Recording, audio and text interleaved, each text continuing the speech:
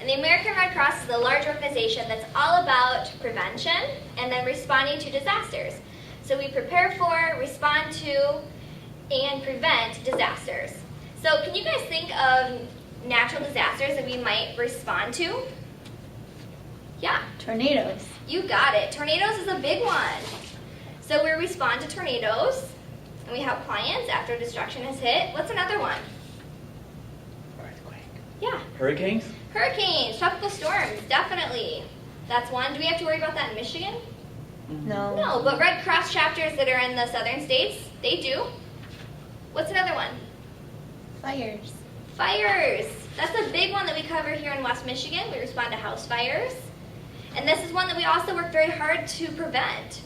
What's another one? Volcano. How about this? What's this one?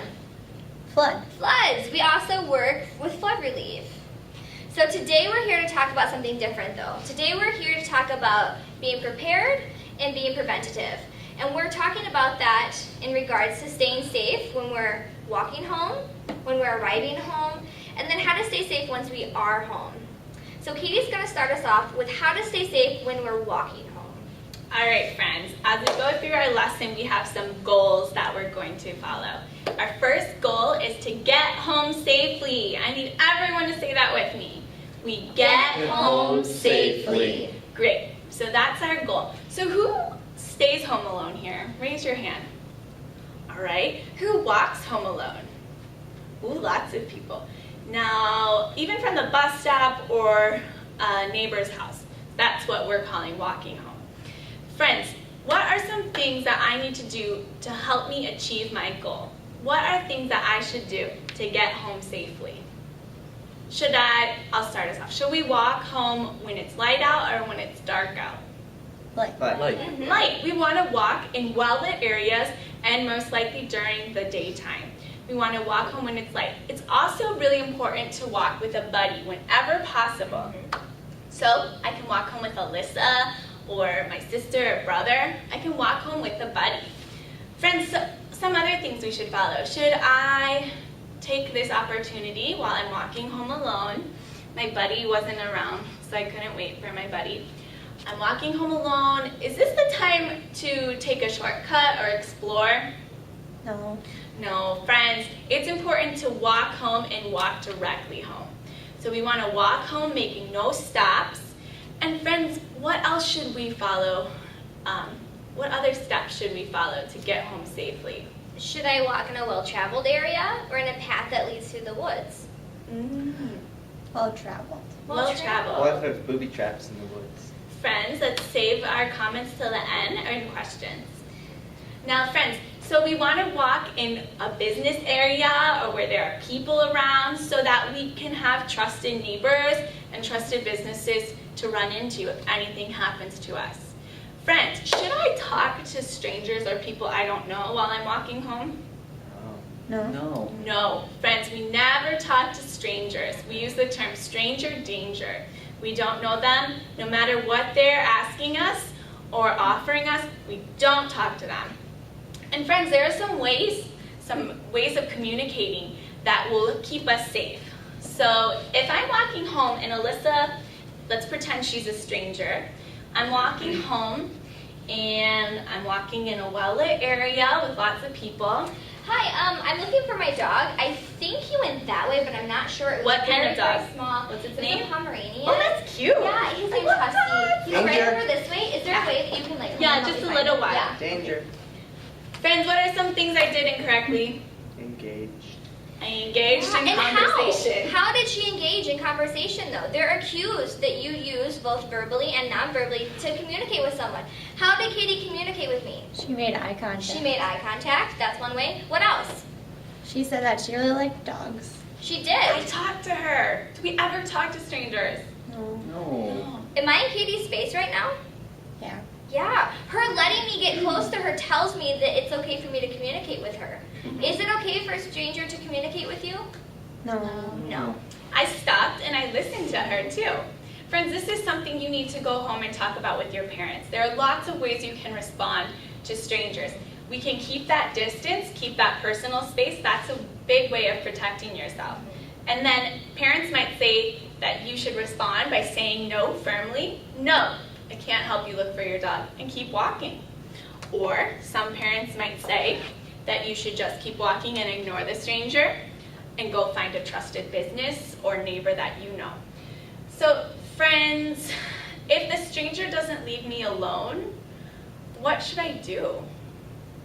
They're trying to get me either Are to you help. sure you can't come help me? It's just right around the corner. No. No, it's not going to No. take long. It's just right. I think you went that way. I just want to try to find my dog. You No. like dogs too, don't you? No. Can you stamp on their foot? We could. We want to draw attention. If someone is in your space and they're not leaving you alone, we want to draw attention to it. So you want to make sure you're using your voice, you're telling them no, you're walking away, you're getting help from trusted neighbors and trusted businesses. If you don't know who those trusted neighbors and trusted businesses are on your walk home, you need to go home tonight and talk about that with your families. Friends, we should also obey traffic laws. This is another important rule to help us get home safely.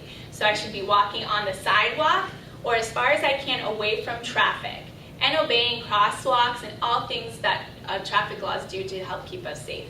So friends, if I'm walking safely on the sidewalk and someone pulls up to me, a stranger, and asks me a question. Hi. Hello. Hi, I'm just looking for directions. Can you point me into the direction of Costco? I think it's around here, right? I'm not sure. I think if you go down there, someone could help you. Oh, down that way? Yeah. Do you mind just showing me a little bit more? Yeah, I think it's right here. Just come with me. Oh, okay. Yeah. Cut. Should I ever talk to that stranger? No. No. No. I got so close to her car, she could have pulled me in that car. That is not safe. Not safe. I had my safe distance. Could I have talked to her from my sidewalk? Yeah. I could have yelled to her and kept that distance. And I could have said, no, I don't know where it is. Or I did try to point her in the right direction and tell her to find another adult. Friends, adults won't go to you for help. They're not going to go to children to help them. They know that makes children uncomfortable. So you should know that that's a warning sign. That's a red flag for that something's wrong. All right, so we need to obey traffic laws, not talk to strangers, walk in well-lit areas, and walk with a buddy at all times, if possible. So, what was our number one goal? Do you guys remember when we're walking home, what's our goal? To get home safely. So now we're going to talk about arriving home. Now, we always want to make sure that we're being observers. That when we're arriving home, that we're checking out our house to make sure it's safe for us to approach our house. And there might be some warning signs or red flags when we approach our house that tell us that something's not right, that something is unsafe, that we should not approach our house. So let's brainstorm a list of red flags. You're walking up to your house, you see these things, and they would tell you, this is dangerous. I should not approach my house. What are some red flags? There's a broken window. Broken window, broken glass of any kind, definitely a red flag. What's another one? Big party. People or a party or people that are unfamiliar to you. What if you see an unfamiliar car in your driveway? Is that a red flag? Mm-hmm. Yeah. What if you see that your door is opened? Your front door. You know that your family locks it. Is that a red flag? Mm-hmm. Yeah. What if you see that your dog is going crazy? That he never ever barks unless there's strangers around. Is that a red flag? Mm-hmm. What if you see blood? Is that a red flag? Yeah. Yeah, those are all red flags. If you see red flags, should you approach your house? No. But in the movies, they tell us that we can be investigators. Kids and students all the time are going into situations that are unsafe. And they do it, and they have fun, everything works out in the end. Is this a movie? No. No, it's real life. Things don't happen like that. So are you investigators? No. No. So we do not investigate. We don't go, and we do not pretend that we're a detective. So if you see red flags like that that tell you something's unsafe, that make you feel unsafe, we do not go into the house. So where do I go instead? A trusted neighbor's house. That's a big one. Trusted neighbor. Katie and I talk about trusted neighbors all the time. It's important that no matter what situation you're in, you have a trusted neighbor to go to. So raise your hand if you know who your trusted neighbors are. That's great. For those of you who don't, go home tonight and talk about it with your families. It's very important. Because even if it's a stranger, If it's a dangerous situation, if you have a first aid emergency, you want to make sure you have a trusted neighbor to go to. So you could go to a trusted neighbor's house. What if you have a cell phone? Who could I call? Grandma. Our parents? Yeah, my parents, my check-in person. Check-in person. We all need to make sure that we have a check-in person, someone that we call when we get home to tell them that we're safe. So I get home, my check-in person was always my mom at work. I called her on the phone, I said, Mom, I'm home safe, everything's fine. And she knew not to worry about me. You have that check-in person so that if something goes wrong, someone knows to go after and look for you. It's very important that we have that person. So you could call that person, you could call a family member, and if it's a really bad emergency, you see people coming out of your house, you see lots of blood, what number can I call? 911? 911, you got it. You call 911 and you tell them all the facts you know. You tell them what you see, what you're observing. Do you make up stories? No. Do you make up a situation that you don't know is to be true? Nope. No. When we call 911, we only tell them what we know and what we see. That's it. Great job. So what if you approach your house, you're being very observant, everything looks fine, so you go into your house. You unlock your door, you shut the door behind you. What's the first thing you should do?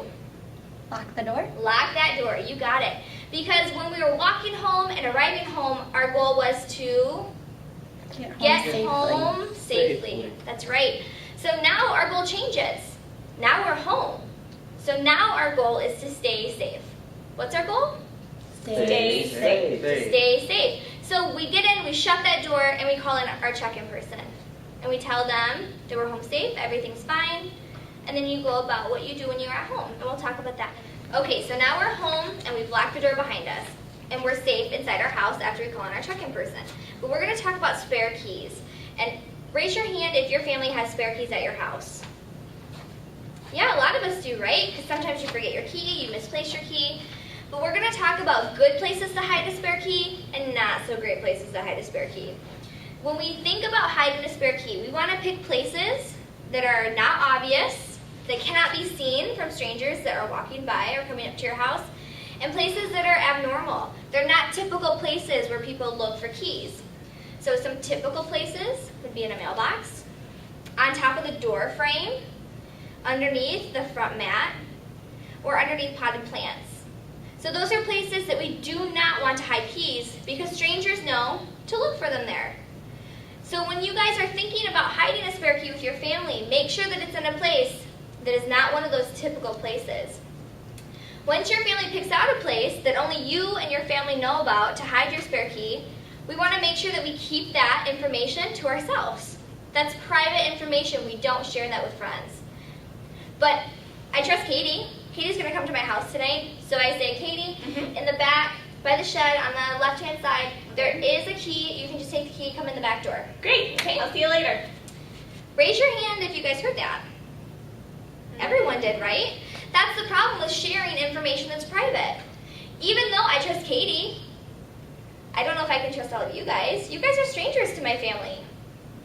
And I don't want you having my private information, but you all just heard it. So make sure that you keep that private information to yourself. We don't share that information. And we always want to make sure that we're conscious of where we are if we do share that information. It's very important. So we're going to move on and talk. If you have questions, save them for the very end. We'll have a little bit of time. But we're going to talk about how to stay safe now that we are home. All right, let's go over our goal one more time. So once we get home, so we get home safely, that's our first goal. Our second goal, who remembers it? Stay safe. Great job, everyone.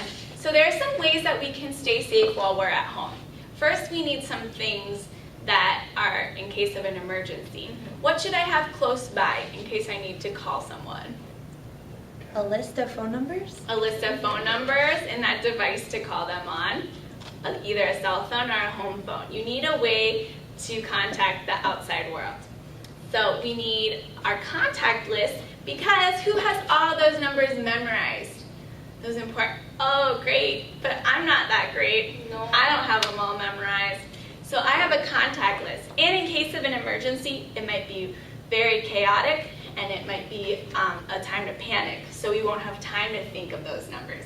So I have some numbers like my trusted neighbor, my parents' work number, and then poison control, non-emergency fire line, and the non-emergency police line. These are all numbers that you could use in case of an emergency. Other relatives might be good numbers to put on here. Even my ones in California? Is this the place to put relatives that aren't close by? Will they be able to help quickly in an emergency? No. We want to put neighbors, friends, trusted people who are close by. So we have our contact list. We also should have a flashlight and a first aid kit nearby in case the electricity goes out or in case I get a little cut or scrape.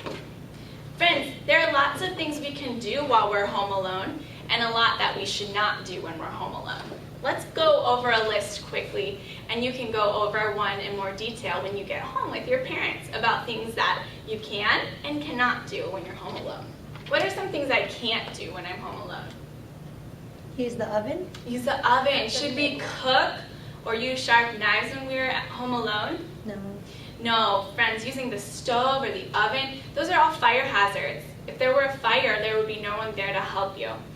So friends, we should not cook or use sharp knives that could cause injury. Friends, is this a time to go outside? No. No, we should stay inside with the doors and windows locked. Other things we can't do. Invite friends over? Invite friends over. These are all things to talk about with your families. Should I be roller skating in the house or playing any dangerous games or potentially dangerous ones? No. We have a roller skating rink. Okay, friends. What are some things we can do when we're home alone? What are some safe games? You could watch TV. Watch Sure. TV. Can I do Apples my to apples. Apples to apples. Play a game. Could read a book. Read a book. Homework. Homework. That's a great Teachers one. would love that one. Friends, there are lots of things we can do when we're home alone. And should I ever open the door for a stranger? No. No. What if they look really official? They knock on your door, and I've got a name badge on, I've got a uniform on, I've maybe got a clipboard. Hello? Hi, who is it? Hi, I'm just here to check your cable. Oh, I like TV. Yeah, come fix it, please. Sweet. Should I have done that? Danger. Oh Yeah, no. danger. Danger. Stranger danger. But she had a uniform on. Can I let them in if they have a uniform on? No. Friends, this is a time where we need to practice lots of safety. So first thing, someone knocks at my door, the first thing I need to do is check. How do I check who the person is without opening that door? Could look through a window. Look through a window or that peephole. There's lots of ways. Friends, that door is my protection. I keep it locked. And also, I can communicate through that door. There's no reason I have to open it. So I check. Oh, she looks like she's official or works somewhere. So I can talk to her through the door. Hi, what are you here for? Who is it? Oh, I'm just here to check your cable. You're on my list. It's going to take 5 minutes. Do I let her in? No. It's pre-scheduled. She says she has an appointment. She can make another one. Oh, I can tell her to come back another time. Do I say, my parents aren't here right now. Can you come back another time? No. Do I ever give her that information? Mm-mm. No. You tell them to come back another time or that they can reschedule. What if she doesn't leave me? Come on, it's only going to take 5 minutes. You're on my list. I just want to cross you off my list, and then I can be on my way. I don't feel comfortable. What should I do? You should ignore her and get away from the door. I could Come on, ignore it's only her. going to take a couple minutes. Or what number could I call? Could call your mom. Call my mom and dad or call the police if she's really making me feel uncomfortable and trying to get in. So friends, do I have that conversation by the door? No. No, I go to another room where she can't hear me. And friends, this is when it's really important too to have that trusted neighbor. Because if someone's outside of your house and they're not leaving you alone, you can always call them too to have them do a sweep by, to come by and check out who it is, to make you feel safer too. That's Great. always an option. Friends, and if someone calls you on the phone while you're home alone, that's a conversation to have with your family. Do you answer the phone or do you just let it keep ringing and let it go to the message? Some families, they might say that you can't answer the phone. But should we ever tell that person on the phone that our parents aren't there? No way. No, there are lots of ways you can tell them that your parents are unavailable or that they can't come to the phone right now without telling them that you're home alone. Okay, friends, before we take questions, we're going to talk really fast about internet safety. So raise your hand if you go on the internet at your house without a family member in the room with you. Yeah, a lot of us do. So we're going to talk about how to stay safe on the internet. So if you have Facebook or MySpace, there are ways to set privacy settings. And we need to make sure that we're setting those so that strangers can't see all of our information. Katie and I make it so that no one but our friends can see our picture, our information. It's very important that you do so. And it's always up here on the far right-hand side. And then you can switch the security settings on your Facebook or MySpace. So please make sure you do that with your families. When we're on chats, when we're chatting with people or we're on MySpace or Facebook, we want to make sure we're not giving away private information. What is some private information we don't want to give away on the internet? Our name, Our name. What else? what school we go to, Definitely what school we go to, Where you live. where we live. Dad's credit card. Numbers are a big one. We do not give numbers away on the internet. That includes credit card information, it includes phone numbers, it includes our age. If someone online is asking you your age, that should be a red flag to you.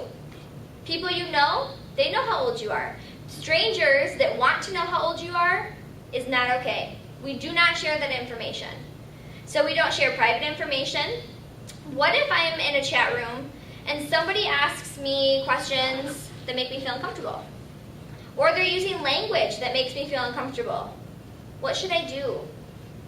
should get out of the chat room. Great. Definitely. Get out of that chat room. Who should I tell? A parent or a grandparent. Yeah, the trusted adult in our household. We want to make sure that we don't go to that site again. We also, when we're on the internet, want to make sure that we're following our parents' rules. They set rules and guidelines for internet usage to protect us, to make it so that people who are trying to hurt us can't find us. So make sure you're also listening to your household rules and staying off of sites that you shouldn't be on so that you stay safe. So we've got a couple minutes for questions. Remember, questions are not stories and they're not comments. So if you have those, save them for a different time. Does anybody have a quick question? Yeah. So when I enter a chat room, people keep asking me ASL. What does that mean, and what should I do? That's a great question to talk about with your families. They'll be sure to tell you that you shouldn't be on that site, and that you want to make sure that anytime you hear that again, that you go back and you tell your family. You can always close that browser and tell an adult. Definitely. Any other questions? Yeah. Is it okay if a stranger is making me feel uncomfortable if I'm walking home by myself, which I should be walking with a friend, but they couldn't walk with me? But if a stranger's talking to me and they won't leave me alone, is it okay if I scream? Yeah. Especially if a stranger is invading your space, they're getting too close to you, they're touching you, they're trying to pull you away somewhere. You want to make a big commotion. You want to be loud, you want to be aggressive, you want to use anything you can to get away from that person. We never go with strangers. So do whatever you need to do to get away from them. So it's probably safe for me to go into like a grocery store and Yeah. tell someone there that works there? And that's why we want to know who our trusted businesses and our trusted neighbors are that are on the paths that we walk, so that we know who to go to or where to run to when we are feeling that way. Okay. That's a great question.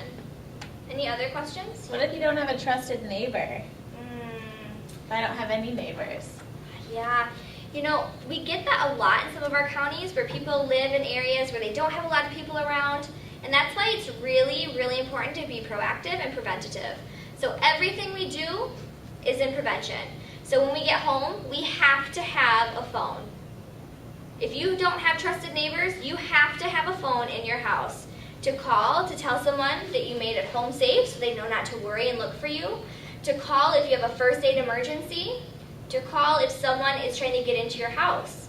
If you live where you don't have neighbors, you have to have a phone at your house. It's very important that you have a way to communicate with people when you need help. That's a great question. Friends, what if your family happens to have a weapon or a gun if you live in a county where there's hunting? Friends, is it ever safe to go and use that to protect you? No. No. Friends, you need to talk about that with your families. And that's something we always stay away from, even if adults are around the house. Yep. Well, friends, if you have more questions, Ask a parent, ask your teacher, get those questions answered. And thanks so much for your participation today.